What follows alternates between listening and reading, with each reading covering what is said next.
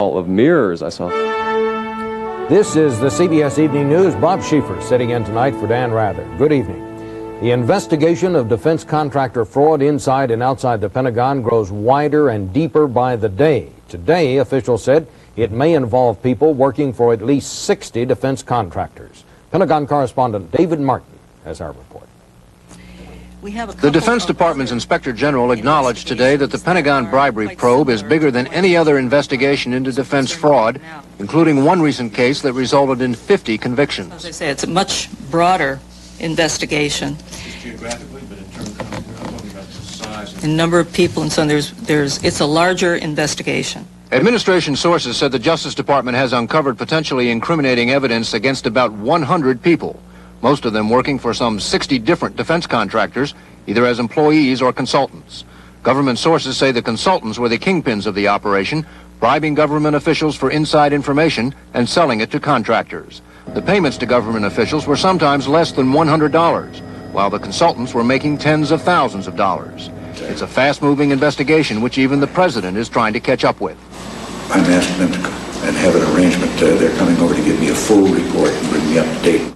After a meeting with the Secretary of the Navy, the chairman and vice chairman of the Senate Armed Services Committee announced they would hold what are sure to be highly publicized hearings into the way the Pentagon purchases weapons. We will have hearings, and we will be giving oversight to the investigative process, but we will not have hearings on the investigations. We will not do anything to interfere with the investigations. We will not do anything that will make the prosecution more difficult. We're looking at the existing framework of laws, the existing rules and regulations on procurement. So far, the highest-ranking Pentagon officials suspected of bribery are Dr. Victor Cohen of the Air Force and James Gaines of the Navy. And investigators say they do not expect the scandal to go any higher within the Defense Department. Some of the targets of the investigation have been confronted with their own words from wiretap conversations and have begun cooperating with the Justice Department, a process that could yield still more suspects. David Martin, CBS News, the Pentagon. Also in Washington tonight, battle lines are being drawn over one of the hottest civil rights issues in years. A fight over whether a major U.S. Supreme Court ruling on civil rights will be reversed. Law correspondent Rita Braver reports. An extraordinary coalition of 59 senators, 100 House members, 47 state attorneys general, and 112 civil rights organizations has joined together to ask the Supreme Court not to overrule a landmark civil rights decision. Last April, the Supreme Court astonished the legal community by announcing it would reconsider its 1976 decision in the case of Runyon versus McCrary. In that case, the court ordered integration of this Virginia private school under a post-Civil War statute that banned discrimination in the enforcement of private contracts. The decision has been used to help minorities collect monetary damages in a wide variety of civil rights cases. Conservative Justices William Rehnquist and Byron White voted against the Runyon decision back in 1976. This year, they were joined by the 3 Reagan-appointed justices who wanted to rehear the case. There was fierce opposition from the court's more liberal wing, and their concerns are now echoed by civil rights advocates. I think the American people are proud of the progress that we've made on civil rights. I don't think that they want to refight old battles. I think they want to face the challenges for the future. And this court apparently is saying, with a different membership, we're going back to square one. The case has even provoked disagreement within the Justice Department. Sources there say Attorney General Edwin Meese wanted to ask the court to overturn the Runyon case, but went along with his Solicitor General, who for legal reasons opted to stay out of the case entirely. Conservative groups are fuming. This is a one rare opportunity where the Solicitor General's office should file a brief, and they're throwing in the towel. As for whether any of this will have an impact on the justices, no one knows for sure. But sometimes in the past, they have been influenced by arguments from those not directly involved in the case. Rita Braver, CBS News, Washington. Michael Dukakis did something today in Massachusetts that is certain to be a presidential campaign issue. He raised taxes. He signed a $40 million state cigarette tax and said he supported raising another $75 million by bringing the state tax code in line with federal tax changes. Dukakis brushed off suggestions that this could hurt him in the polls. We'll do whatever is necessary, thoughtfully and responsibly, to make sure that we have balanced budgets in the state, and I hope, if all goes well, that I can bring some of that same spirit to Washington in January and do the same thing. Agriculture Secretary Richard Ling briefed President Reagan and Vice President Bush on the drought today. Ling says the president expressed serious concern about what he heard, but concluded it is too early for emergency relief measures. Earlier, the secretary did pledge some help to the governors of hard-hit Midwestern states. Our coverage of the drought begins tonight with Gary Reeves. Governors from 10 states met in Chicago today to talk about the weather and to try to get the federal government to do something about it. This is a very serious condition, and one that reaches all across the state of Ohio as it does across most of the country. Agriculture Secretary Richard Ling told the governors it is too early to know what Congress will do, but he did promise expanded loans for farmers. We'll need a little bit of time to fully evaluate what the losses are. Ling also announced a national drought hotline for farmers, but his lack of specifics left governors wondering what help to expect and when. I am dissatisfied that Secretary Ling was not able to stay around and answer some questions. More than 1,200 counties have been declared disaster areas. In Minnesota's rich Elk River Valley, low water levels have forced farmers to stop irrigating their crops. And in a Chicago suburb, a dry well has left Ruth Bailey's family hauling its own water for the past month. I tell everyone, you don't miss the water till the well goes dry. That's an old saying. For Illinois Governor Jim Thompson, the priority is to get barge traffic on the drought-stricken rivers moving again. He offered a controversial plan to divert Lake Michigan water into the Mississippi. Speaking as one Great Lakes governor, I think this is a step that has to be taken on behalf of the nation's entire waterborne commerce, on behalf of the nation's farmers. Right now, the greatest threat is to livestock, because so much of the nation's grazing land has been parched. But last night's scattered showers were small, helping few farmers. The critical need is for rain, and that is not something that state governments have figured out how to do very well. These showers and thunderstorms, although they're very helpful in the areas that they fall in, have not been very beneficial for a large area. The extended outlook is for 10 more days of hot and dry weather, forcing Kansas farmers to rush the wheat harvest. Most other farmers just wait and hope the forecast is wrong. Gary Reeves, CBS News, Chicago. As the sun rises over the Mississippi, the skipper of the Bronwyn Brent struggles to avoid dangerous new sandbars as he navigates the shallow channel.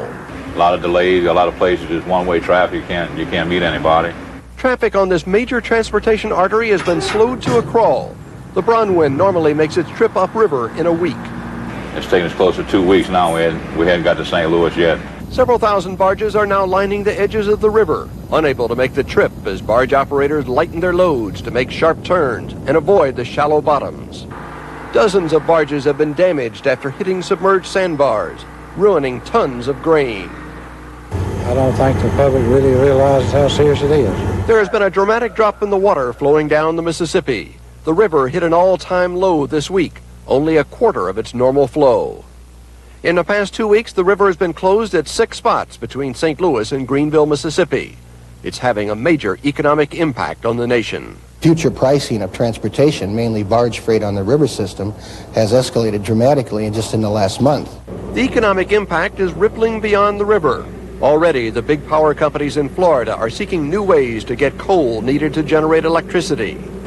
Farmers are not able to send as much grain to the export market at the huge port in New Orleans. So it's going to impact the basic cost of food here, not only in the U.S. but in the world. We're trying to dig a new channel through here right now.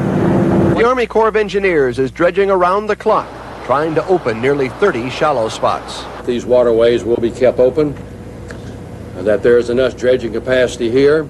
But the forecasters say unless water is diverted from Lake Michigan, it will be a case of Old Man River just barely rolling along, turning portions of the mighty river into huge sandy beaches. Bruce Hall, CBS News, Atlanta. The Senate Committee on Aging held hearings today on enforcing laws against age discrimination in the workplace. In spite of those laws, a growing number of older workers claim that they're the first to go when layoffs hit. Business correspondent Ray Brady has more on the story. These days, Diane Manavosian's only job is sorting through a mounting pile of personal bills. 43 years with Jordan Marsh, a top buyer for the Old Line department store. She says she was fired for getting old.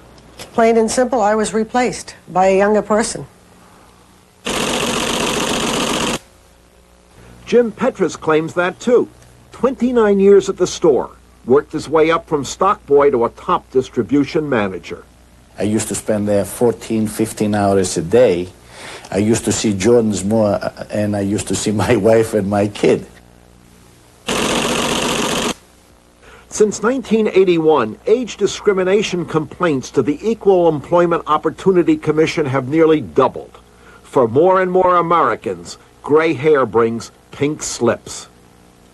One reason, retailing and other industries were hit by a wave of mergers and acquisitions in the 1980s. But mergers cost money, and to pay them off, companies cut people. Often, the people who've been with them the longest. Everything that we see indicates that the reflexive reaction of business when they need to cut back is to look at older workers. At Jordan Marsh, some of the 300 who were fired are getting ready to sue. When Canadian raider Robert Campo acquired their company, they say, he slashed costs and oldsters. Company executives, who would not go on camera, admit the store is being streamlined, their term, but they deny discrimination. Still, labor experts say firings like this upset the delicate trust between employer and those who remain on the job. Listen to Lee Slayton. He was a top executive at Jordan Marsh.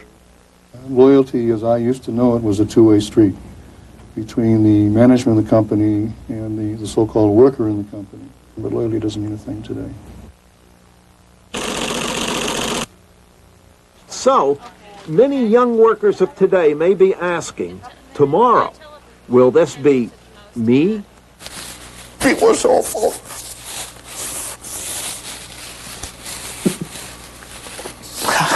I hope I never see it again. Ray Brady, CBS News, New York. And still to come on the CBS Evening News, Terry Drinkwater on the Army plan to send deadly viruses through the mails, and Tom Fenton on the effect of British thirst on British manners.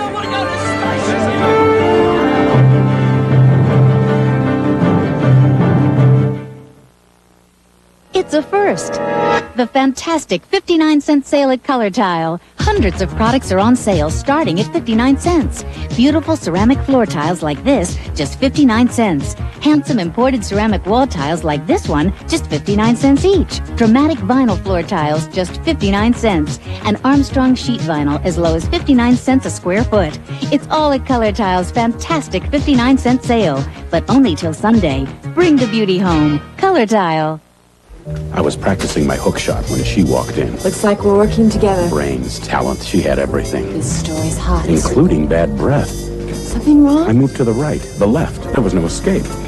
Excuse me. Somebody like her. How could I forget Scoop? Bad breath germs, goodbye. Wow, I'll show him. Oh no, not again. Hi. Her breath. I figured it out. Right. For a positive reaction, the power of Scope. Now that we cleared the air, we could finally get down to business. Now for indigestion, gas, introducing new extra strength Malox Plus. It neutralizes more than any leading antacid and dissolves gas. Nobody does as much as new extra strength Malox Plus. This man takes vacations for a living. Don't let him take yours. So don't carry cash. Carry American Express traveler's checks. Don't leave home without them. Pope John Paul began his second visit in 5 years to Austria today. This time his visit took on special interest because of the controversial character of Austria's president. But the Pope sought to distance himself from Kurt Waldheim and the shadow of his Nazi past. Doug Tennell reports. President Kurt Waldheim welcomed the Pope today in a ceremony that offered a rare glimpse of a smiling and seemingly relaxed Austrian leader. Waldheim's critics have been unable to make allegations of war crimes stick, and so, after 2 years, Austria has grown weary of the scandal. Outrage has faded into resignation. Even the political class, even the people who support Waldheim in private tell it's a horrible thing that we have this guy, but what can we do, and so on. What the Vatican's planners have done is keep contacts with Waldheim to a polite minimum. The Pope asked Austrians to be mindful of their wartime history tonight, and his advance men have arranged a visit to the former concentration camp at Mauthausen tomorrow. The Pope pointedly refused Waldheim's offer to escort him. The Pope wouldn't have been going to Mauthausen if the question of Waldheim wouldn't have been here. Yeah? So that's a response of the Pope to the critics that he was meeting Waldheim. The only other high-ranking Western visitors to Waldheim's Austria so far were part of a delegation from the tiny Principality of Liechtenstein. This papal visit has revived some memories of dark days here in Vienna, days that both the Austrian state and the Austrian church would probably rather forget. When Adolf Hitler rolled into Vienna 50 years ago, he was welcomed by the crowds and embraced by the Catholic Church. The Archbishop of Vienna, Theodor Innitzer, appealed to Catholics to support the Nazis in a letter, signed it with the infamous Heil Hitler, and later posed for photographers as he voted in favor of Austria's union with Hitler's Reich. Many people tried to conform a little bit, more or less, and thought, well, it will pass. With the Pope here and Austria focused on his visit, Kurt Waldheim looked today like a man who believes the worst may be over, that even now, 50 years later, it will pass. Doug Tennell, CBS News, Vienna. There was another round today in the spy squabble between Canada and the Soviet Union. Canada expelled or barred 2 more Soviet envoys. This brings to 19 the number of Soviets banned from Canada since Tuesday. The Soviets have retaliated by barring or expelling 5 Canadians, and the Soviets say they will retaliate again for today's action. Heavy rain triggered devastating landslides in Turkey today. As many as 150 people are feared dead. The landslides took a major toll in a village not far from the Black Sea. Among the many victims, apparently, are passengers from a stranded bus who took refuge in a coffee house that was buried.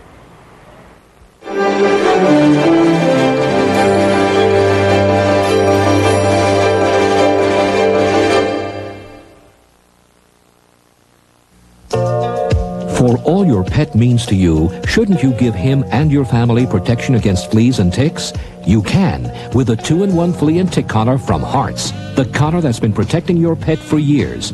And the Hearts 2-in-1 collar kills fleas and ticks on your dog or cat for up to 5 months. It even works when wet. So get the collar that really works, because no pet should go anywhere without Hearts protection. The Hearts 2-in-1 collar, protection against fleas and ticks.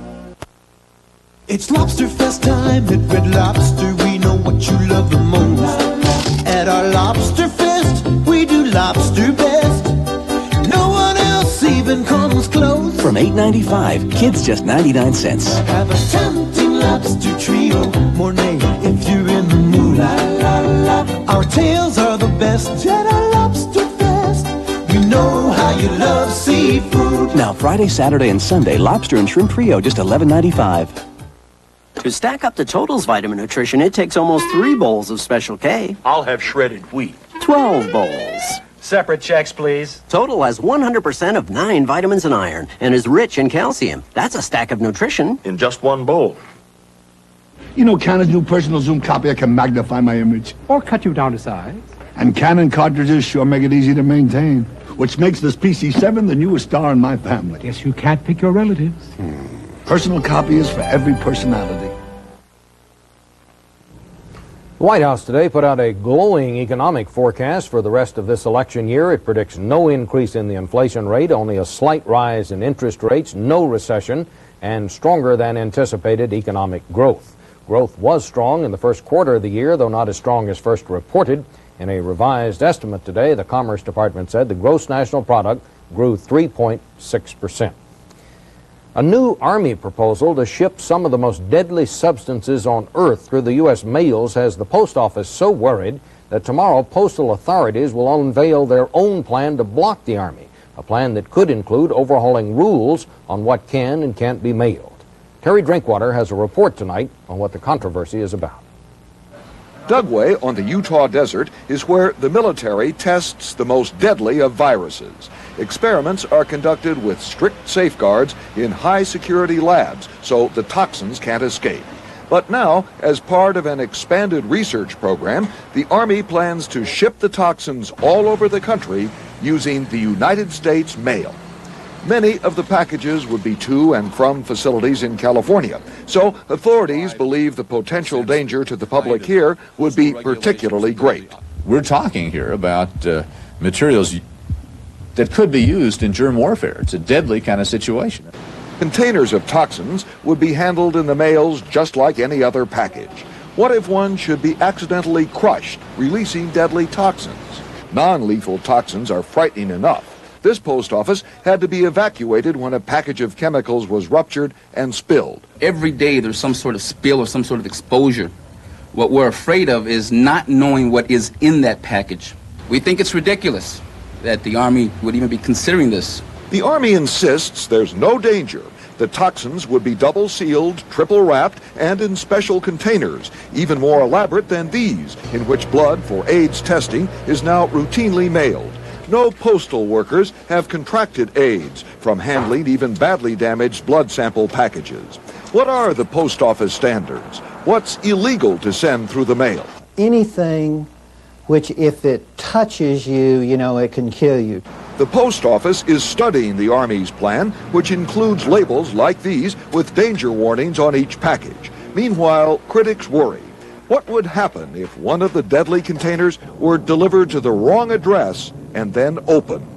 Terry Drinkwater, CBS News, San Francisco. And a postscript, the Army told CBS News tonight it hasn't used and now does not intend to use the U.S. mail for toxic shipments. The 4-month-old strike by TV and movie writers will continue. The Writers Guild of America announced tonight that its members have rejected the latest contract offered by producers by a 3-to-1 margin. The strike has already cost the industry millions of dollars, put thousands of people out of work, and has disrupted production for the fall TV season. And now, I'd like to present for you a young fellow who's been my singing star for years and years and years, Dennis Day. Singer Dennis Day has died in Los Angeles after a long battle with Lou Gehrig's disease. Day and his familiar Irish tenor were fixtures on the Jack Benny Show for a quarter of a century, first on radio, then on television. Dennis Day was 71.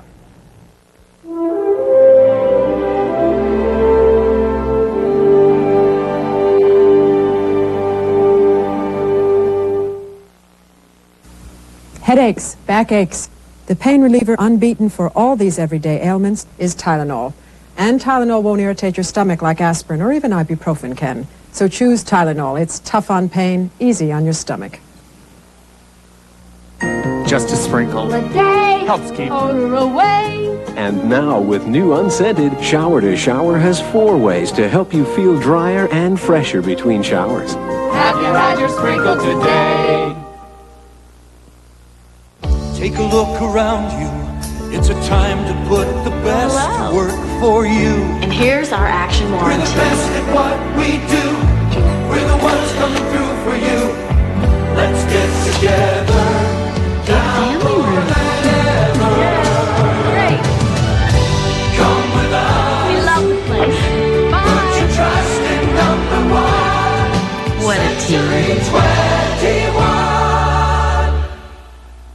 Morning, ladies. Morning. Like to see how your cereals stack up to Total? Lovely idea. To get the vitamins in 1 bowl of Total, it takes almost 3 bowls of Special K. Pass the old brand, Gloria. Takes 4 bowls of that. That's why I like shredded wheat. Then you'll have to eat 12 bowls. You better loosen your girdle, Margaret. Total has 100% of 9 vitamins and iron and is rich in calcium.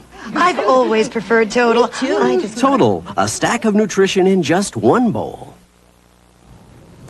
In a highly unusual step, the English city of Coventry is proposing to ban the drinking of alcoholic beverages in public places. If passed, it would be the first such law in England, and it could come at a time when the British reputation for reserve is being challenged by a reputation for rowdiness. Tom Fenton reports. The famous images of English elegance are still to be found in this tiny island. But a new aspect of British life is becoming apparent. Charm and gentility are giving way to alcohol and violence. Scenes like this are becoming commonplace wherever the British are to be found. Mobs of drunken youths rampaged through the streets of Germany recently when English fans traveled to the European Soccer Championships. I don't want to go to the station. There was destruction of property on a massive scale, attacks on passers-by, and hundreds of arrests. Police searches came up with the usual culprit, alcohol. All over the country, when crowds spill out of pubs at government-regulated closing times, the fighting starts, and so do the arrests. The normally peaceful city of Coventry has become a no-go area, with drunken violence and destruction a nightly event. It's not fisticuffs anymore, it's glasses and it's knives, and it's here. The government is desperately looking for reasons and solutions and says it wants to make alcohol harder to get. We can't ignore the link between alcohol abuse and crime and disorders. The death toll from drunk driving on Britain's roads is growing, and pedestrian death and injury are reaching epidemic proportions. The guy had shot the lights and, well, they said he had been drinking. This week, alcohol and violence found their way onto the peaceful plain of Salisbury. As Druids celebrated the summer solstice at Stonehenge, hundreds of half-smashed hippies fought with police. The irony of it all is that sometime next month, England's well-known tightly restricted drinking hours will be changed. Parliament, after years of debate, has voted to allow the English to drink all day long. Tom Fenton, CBS News, London. And one final note, as part of our ongoing coverage of New York Yankee manager Billy Martin's career, the news tonight is that Billy's been fired again. Martin has now been the Yankee manager 5 times. The Yankees have fired him 4 times, and he quit once. He'll be replaced by Lou Piniella, who had the job when Martin took over last year. That's the news. Bob Schieffer sitting in tonight for Dan Rather. Good night. I tell you, he's gotten goofy. I like your dad. Dad? He thinks he's my brother. Last night we were shooting hoops at 10 o'clock. So? Marty, this is the same man who'd never lift his nose out of a newspaper. Now he listens to Z-Rock on the radio.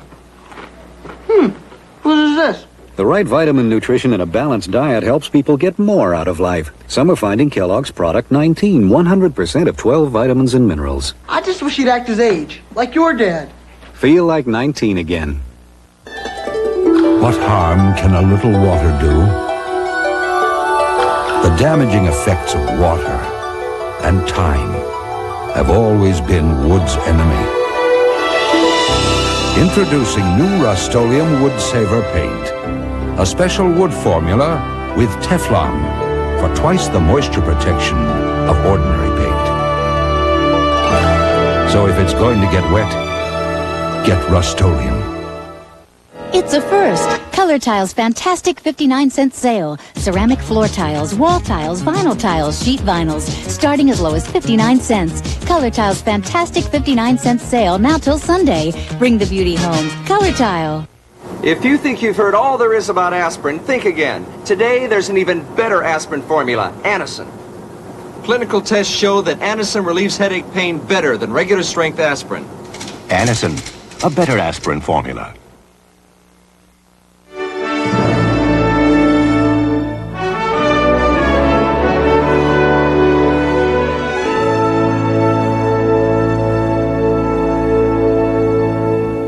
Where were you the second week of August, 1969? Charles Kuralt looks back at one historic week in Try to Remember tonight.